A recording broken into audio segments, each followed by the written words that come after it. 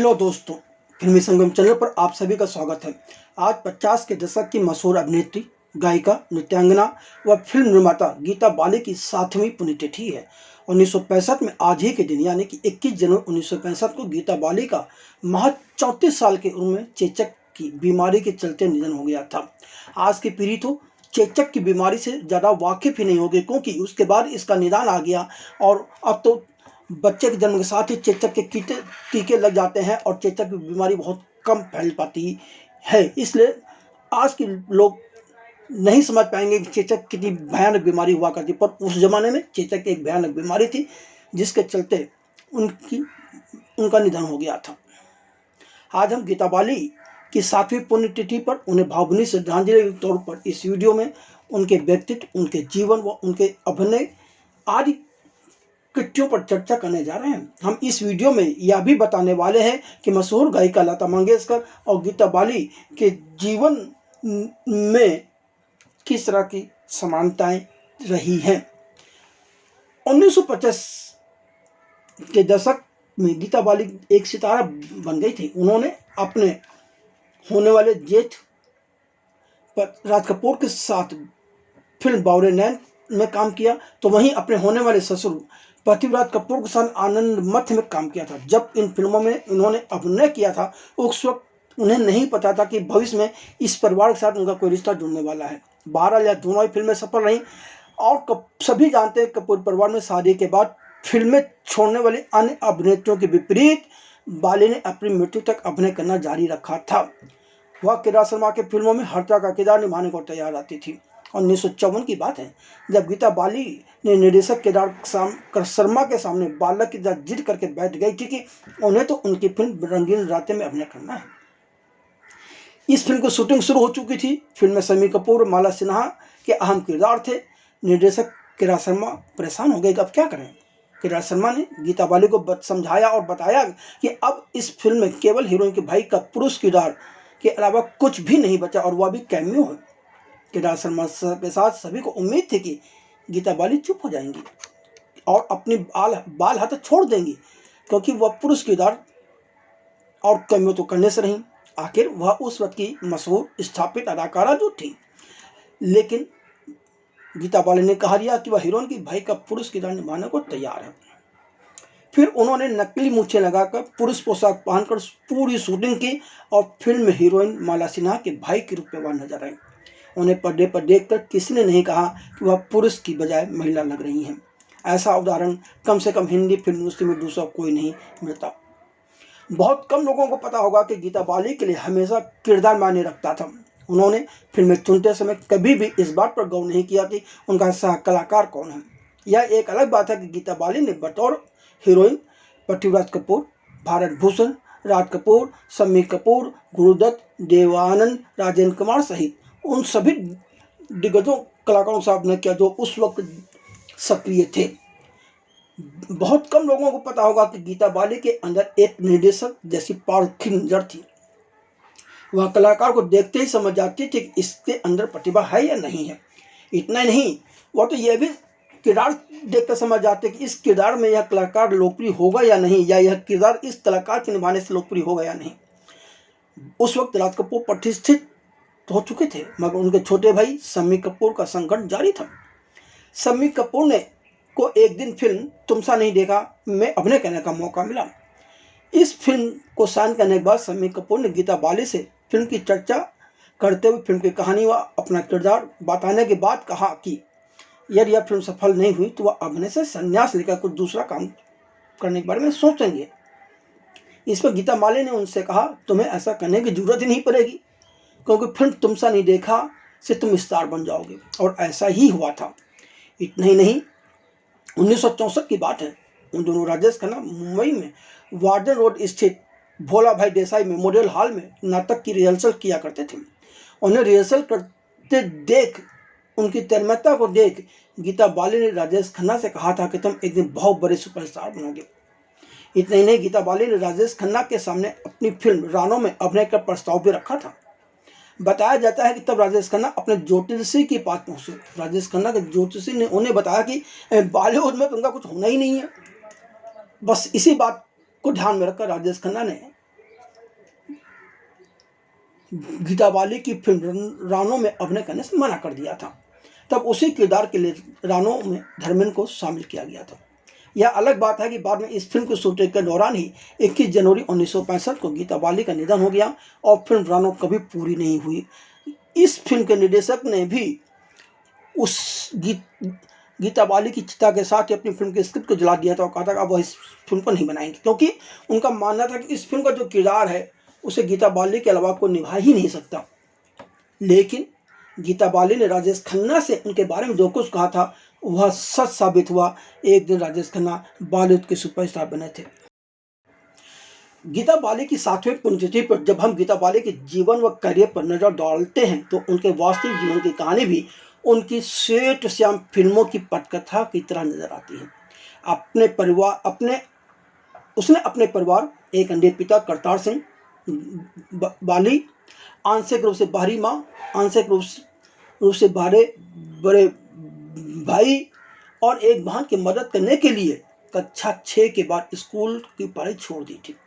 गीता बाली का जन्म 30 नवंबर 1930 को ब्रिटिश भारत के पंजाब प्रांत के एक गांव में हुआ था। बाद में वह लोग अपने परिवार के साथ अमृतसर में रहने आ गए थे। जन्म के समय उनका नाम हरकीर्तन कौर रखा गया था, जिसे बाद में उन्होंने छोटा कर गीता बाली कर लिया था। उनकी एक बड़ी बहन थी हरिदर्शन कौर, जिनकी बेटी पूर्व फिल्म अभिनेत्री योगिता बाली हैं। गीता बाली को शास्त्रीय नृत्य, गायन, घुड़सवारी और गतका में प्रशिक्षित किया गया था। गीता बाली के पिता करतार सिंह बाली अपने पूरे परिवार को लेकर एक साथ स्वर्ण मंदिर के पास चौक बाबा साहिब के ही आसपास रहा करते थे। गीता बाली के पिता करतार सिंह बाली एक धार्मिक उपदेशक थे और भजन कीर्तन किया करते थे। दोनों बहनें भी अपने पिता के साथ प्रस्तुतियां दिया करती थी, मैंने दोनों भी गाया करती थी। हालांकि दो युवा लड़कियों के इन प्रदर्शनों को रूढ़िवादी सिखों का समर्थन नहीं मिल रहा था। दिसंबर 1939 की बात है, उन्हें लाहौर में प्रदर्शन करने की अनुमति नहीं दी गई।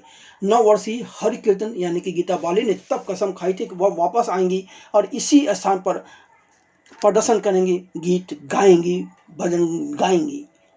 दृढ़ निश्चयी लड़की ने अपना वादा निभाया। 9 साल बाद इस गीता बाली जबकि स्टार बन गई, तब उसी मंच पर जाकर अपनी प्रतिभा का प्रदर्शन किया था। बचपन में गीता बाली को ऑल इंडिया रेडियो लाहौर में भी एक कार्यक्रम में गाने के लिए बुलाया जा चुका था। वह जिंदा दिल लड़की अपने जमाने की बेहद लोकप्रिय अमेरिकी चाइल्ड स्टार शर्ली टेम्पल का अनुसरण करना चाहती थी। गीता बाली बचपन से गायन में रुचि रखती थी। अभिनय तो उन्हें मजबूरी में करना पड़ा। जी हाँ, हुआ यूं कि गीता बाली अपने घर व गायन से बहुत खुश थी कि एक दिन अचानक बचपन में ही उनकी जिंदगी की सबसे बड़ी बाधा आ गई। गीता बाली के पिता करतार सिंह को चेचक यानी कि स्मॉल पॉक्स निकल आई और इस बीमारी ने गीता बाली के पिता की आंखों की रोशनी छीन ली। अब आंखों की रोशनी चले जाने के बाद तो उनके पिता कुछ भी नहीं कर पा रहे थे। ऐसे में परिवार पर आर्थिक संकट आ पड़ा। तो इस आर्थिक संकट को झेलने के लिए गीता बाली ने खुद आगे बढ़ने का फैसला किया और तभी उन पर नृत्य निर्देशक पंडित ज्ञान शंकर की नज़र पड़ी, जिन्होंने उन्हें 1942 में एक डॉक्यूमेंट्री फिल्म द कॉम्बलर के लिए चुना। गीता बाली की चपलता और लय की समझ ने उन्हें 1946 में R.K. शौरी की पंजाबी फिल्म बदनामी में हीरोइन बनने का मौका दे दिया। उसी वर्ष बम्बई के एक प्रसिद्ध निर्माता निर्देशक मजहर खान ने उन्हें एक फिल्म के लिए साइन किया। गीता अपने परिवार और पंडित ज्ञान शंकर के साथ मुंबई आ गई, जबकि उस वक्त वह बम्बई कहा जाता था। मजहर की फिल्म में देरी हुई और पंडित शंकर की मुलाकात जाने माने फिल्म निर्देशक केदार शर्मा से हो गई, जिन्हें वह अमृतसर के दिनों में से जानते थे।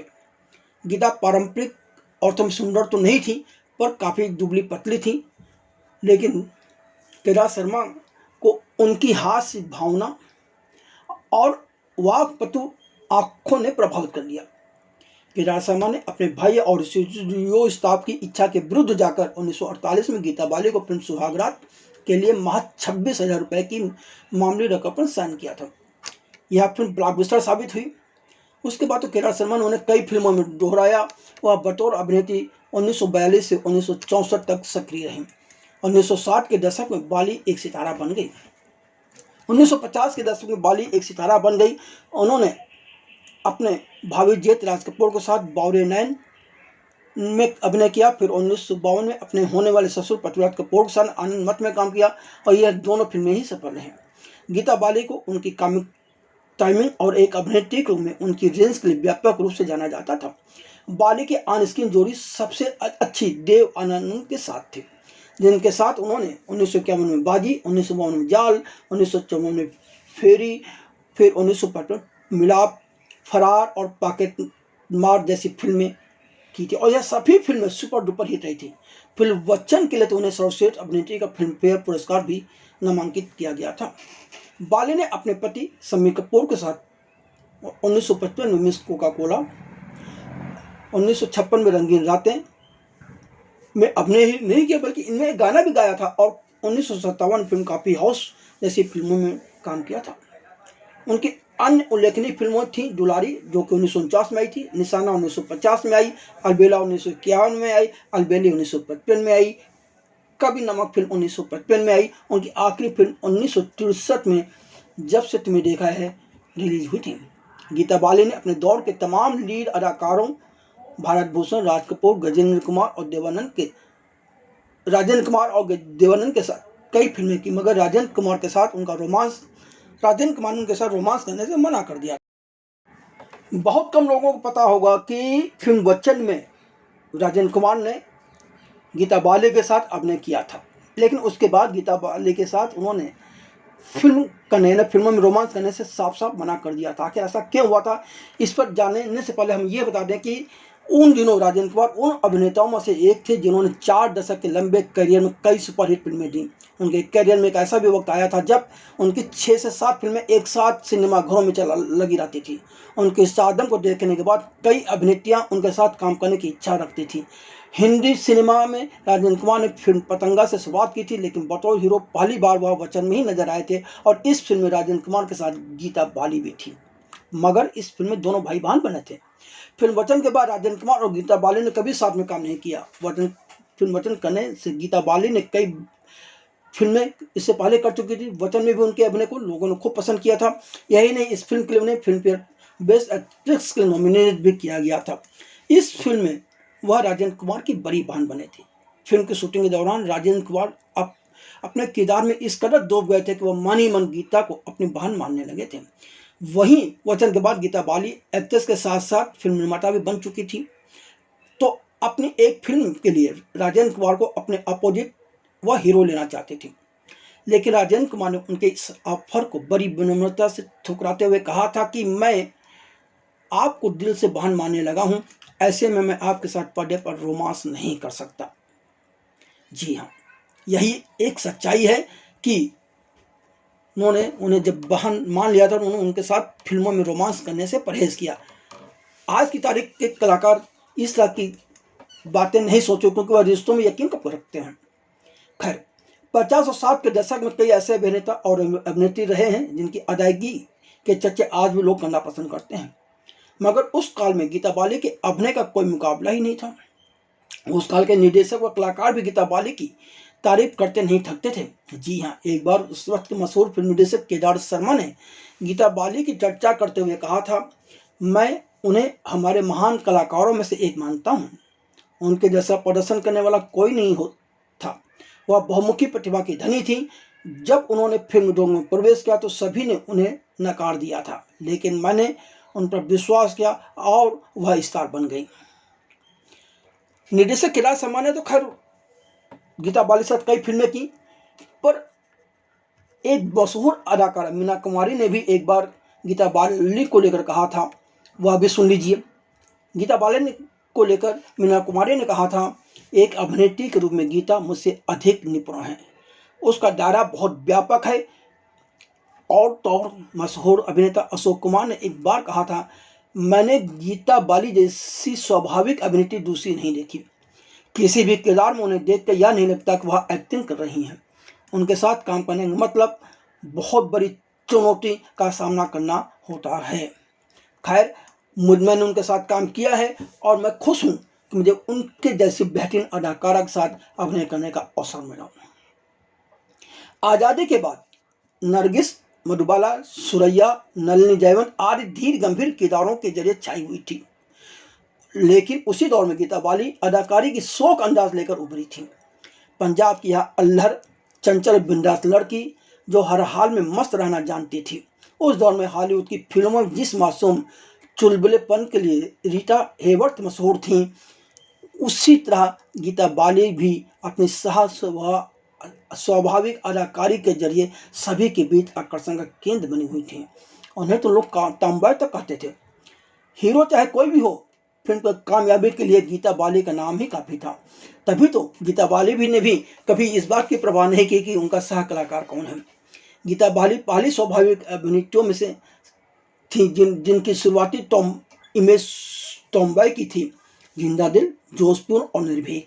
उसने हिंदी फिल्मों की शुरुआत नायिका की विशेषता वाली शर्म और सादगी को त्याग कर किया था। ग्रामीण पृष्ठभूमि से आने के चलते गीता बाली ने फिल्मों में भी गरीब और कमज़ोर किस्म के किरदार कुछ ज़्यादा ही निभाए हैं। उन्होंने उन किरदारों को भी निभाया है जिन्हें पर्दे पर सताया गया है।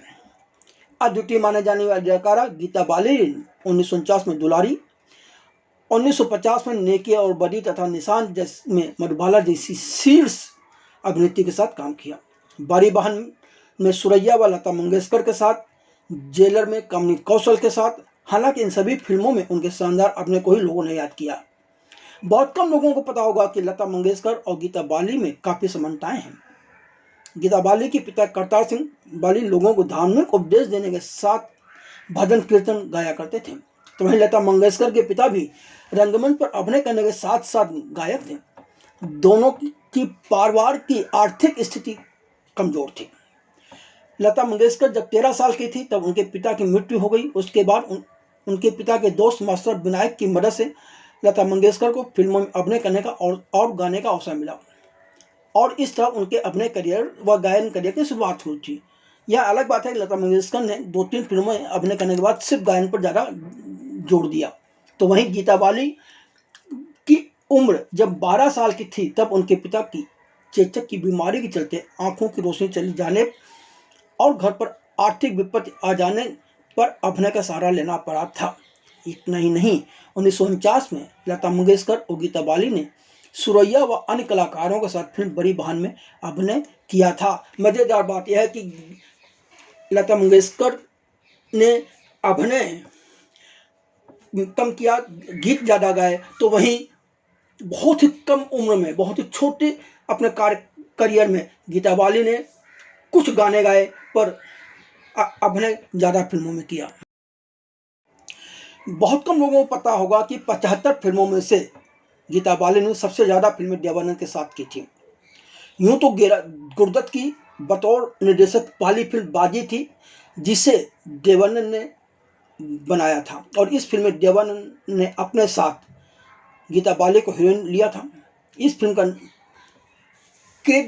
में असली हीरोइन तो कल्पना करती थी, लेकिन तकदीर से बिगड़ी हुई तकदीर बना लें और सुने गजर क्या गाए पर लहराती सहनायिका गीता बाली के साथ देव आनंद की जुगलबंदी ने दर्शकों को इतना मोहित किया कि बाद में यह जोड़ी जाल, जलजला, फेरी, फरार, मिलाप और पॉकेट मार में एक साथ नजर आई।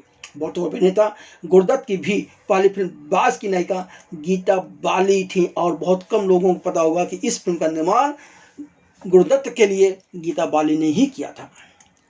हमने पहले भी बता चुके हैं कि गीता बाली ने फिल्म के लिए फिल्में चुनने का आधार किरदार कभी नहीं रहा, या उन्होंने हमेशा यह कभी नहीं सोचा कि हमारा सह कलाकार कौन हो। उन्होंने किसी सह कलाकार के नाम की कभी फरमाइश नहीं की।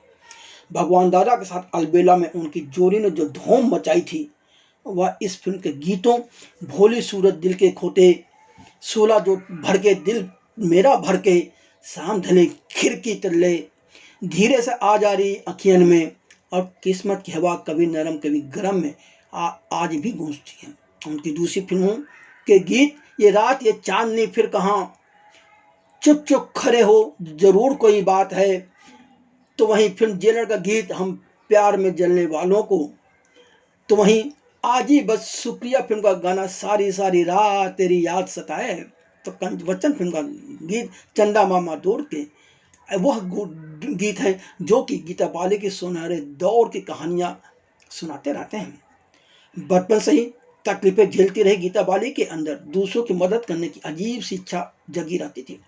मशहूर अभिनेता अनिल कपूर और फिल्म निर्माता बोनी कपूर के पिता सुरेंद्र कपूर कभी गीता बाली के सेक्रेटरी हुआ करते थे। बाद में गीता बाली ने ही सुरेंद्र कपूर को फिल्म निर्माता बनने में मदद की थी। यही वजह है कि सुरेंद्र कपूर बतौर निर्माता अपनी हर फिल्म में गीता बाली को श्रद्धांजलि देने के साथ ही शुरू करते थे। इतना ही नहीं, गीता बाली ने तो गुरदत्त को भी फिल्म निर्माता बनने में मदद की, जिनके निर्देशन में उन्होंने 1951 में देवानंद की फिल्म बाजे की थी। फिल्म बाजे के गाने तदबीर से बरी हुई तकदीर बना ले और उनके शानदार डांस को देखने के लिए लोग सिनेमा घरों में उमड़ पड़े थे। उसके बाद देवानंद और गीता ने 5 सुपरहिट फिल्में दी थी, ये बात हम आपको पहले ही बता चुके हैं। तो इससे भी गीता बाली प्रभावित थी और उन्हें लग रहा था कि गुरदत्त को मौका मिलना चाहिए और इन्हें निर्माता भी बनना चाहिए। इसलिए गीता बाली ने खुद एक फिल्म के निर्माण के लिए निर्देशक के तौर पर गुरदत्त को चुना, जिसमें गुरदत्त के साथ गीता बाली ने अभिनय किया और इसमें गीता बाली की भूमिका बहन की भूमिका थी। और इस फिल्म के निर्माण में लेकिन गीता बाली के साथ ही गुरदत्त का भी नाम जुड़ा हुआ था। फिल्म का निर्देशन गुरदत्त ने ही किया था। गीता बाली के भाई दिग्विजय सिंह भी फिल्म निर्देशक बने। 1952 में अपने भाई की ही फिल्म राग रंग में गीता बाली ने अशोक कुमार के साथ काम किया था। इसी वजह से अशोक कुमार उनके अभिनय से इतना प्रभावित हुए थे कि वह हमेशा उनकी तारीफ किया करते थे। गीता बाली की बड़ी बहन की बेटी युक्ता बाली भी अभिनेत्री बनी। युक्ता बाली की पहली शादी अशोक कुमार के भाई व गायक किशोर कुमार के साथ हुई थी और यह विवाद ज़्यादा दिन नहीं चला। बाद में युक्ता बाली ने मिथुन चक्रवर्ती के साथ दूसरी शादी की। हमने गीता बाली के प्रारंभिक जीवन और उनके करियर को लेकर काफ़ी बातचीत कर ली। अब बात को आगे बढ़ाते हैं और जब वह मशहूर अदाकारा बन गई उसके बाद किस तरह उन्हें शम्मी कपूर से प्यार हुआ और फिर आगे ज़िंदगी में क्या हुआ उसकी चर्चा कर लेते हैं। 1955 में फिल्म मिस कोका कोला के दौरान गीता बाली की पहली मुलाकात अभिनेता शम्मी कपूर से हुई थी, लेकिन फिल्म रंगीन रातें में कैमियो किरदार निभाते हुए दोनों इस कदर एक दूसरे से प्यार में डूब गए कि फिर शादी करने का फैसला कर लिया और इस जोड़े ने मुंबई के मलाबार हिल के पास वनगंगा मंदिर में शादी की थी। जी हाँ, फिल्म रंगीन रातें को रानीखेत में 4 माह की शूटिंग के दौरान फिल्माया गया था। यानी कि यह दोनों लोग नैनीताल के पास रानीखेत में 4 माह एक साथ रहे और इस दोनों में इश्क हो गया और शादी करना है यह तय हो गया। इश्क दोनों तरफ से हुआ था, किसी एक को नहीं हुआ था, पर शादी करने की जल्दी शम्मी कपूर को ज़्यादा थी। शम्मी कपूर ने अपने एक बायोग्राफिकल किताब Shammi Kapoor the game changer में ही लिखा है कि एक मंदिर में दोनों की शादी हुई जिसमें परिवार का कोई भी सदस्य शामिल नहीं था। उन्होंने लेखक को बताया था कि उनके मन में कुछ सवाल थे क्योंकि गीता उनसे 1 साल बड़ी थी और गीता उससे पहले उनके पिता पृथ्वीराज कपूर तथा के साथ फिल्म आनंद मद और बड़े भाई राज कपूर के साथ फिल्म बौरे नैन में हीरोइन के रूप में काम कर चुके थी। तो शम्मी कपूर को अंदेशा था कि ऐसी स्थिति में उनका परिवार उनकी शादी को हरी झंडी नहीं देगा। दूसरी बात, गीता उनसे उम्र में 1 साल बड़ी भी थी, जबकि शम्मी कपूर गीता के ही साथ पूरी जिंदगी बिताना चाहते थे। पर यहाँ सिर्फ परेशानी शम्मी कपूर ही नहीं थी बल्कि गीता खुद भी थी। गीता ने से जब शम्मी कपूर ने आई लव यू कहा तो और कहा कि मैं तुम्हारे बिना नहीं जी सकता, तब गीता बाली ने भी जवाब दिया था कि जी हाँ, मैं भी तुमसे प्यार करती हूँ और मैं भी तुम्हारे बिना नहीं जी सकती, लेकिन मैं तुमसे शादी नहीं कर सकती, मैं अपने परिवार को कैसे छोड़ सकती हूँ। वह सब मुझ पर ही तो निर्भर है, उनके पास मेरे अलावा कोई नहीं है। पर शम्मी कपूर प्यार में डूबे हुए थे, और प्यार में डूबा इंसान तो 7 नदियां भी पार करने की बात करता है, आसमान से तारे लाने की ताकत रखने लगता है। अंततः गीता बाली के यहाँ कहने पर दोनों ने 24 अगस्त 1955 की सुबह 4 बजे मंदिर में जाकर शादी की थी। गीता बाली और शम्मी कपूर की शादी के 1 साल बाद 1 जुलाई 1956 को शिरोडकर अस्पताल मुंबई में उनके बेटे का जन्म हुआ, जिसका नाम आतिराज कपूर रखा गया, और 5 साल बाद 1961 में बेटी का जन्म हुआ, जिसका नाम कंचन रखा गया। कपूर खानदान से आने वाले कई सितारों और नायकों में से जो अक्सर नामों की चमक में खो जाते हैं वह हैं पत्नियां, क्योंकि कपूर उपनाम की शक्ति ही बालू जैसे उद्योग में ऐसी हलचल मचाती है कि अब कुछ कहना बेकार है। वह स्वतंत्र अस्तित्व की संभावनाओं पर खड़ी नहीं पड़ पाती हैं, उनकी स्वतंत्रता लगभग खत्म हो जाती है, क्योंकि कपूर परिवार के अपने कुछ नियम भी ऐसे हैं। लेकिन इस परिवार में शादी करने के बावजूद गीता बाली ने अपने से दूरी नहीं बनाई। गीता बाली ने तो खेल खेलते हुए भी खेल को बदलने का साहस दिखाया। गीता बाली ने चमक दमक और अत्यधिक धन की संभावना दिखाने वाली फिल्म इंडस्ट्री की जोड़तोड़ और राजनीति से बचते हुए पूरी तरह से स्वतंत्र रहने का विकल्प चुना। वह बहुत अधिक व्यक्तिगत विवरण प्रकट करने से बचती रही, और फिर जब भी अपनी राय बताने का मौका आया तब वह चूकी नहीं। वह एक चतुर महिला थी जो अच्छी तरह से जानती थी कि उसे क्या चाहिए और कब क्या बोलना है और कब क्या नहीं बोलना है। जी हाँ, तो यही वजह है कि गीता बाली एक प्रसिद्ध बॉलीवुड महिला अभिनेत्री, गायिका, नर्तक और निर्माता के रूप में अपनी एक धाक बना चुकी थी, जिन्होंने सिनेमा जगत पर अपनी अमिट छाप भी छोड़ी। हालांकि उनकी मृत्यु के 7 साल बाद भी बहुत कम लोगों को उनकी दुख कहानी याद है।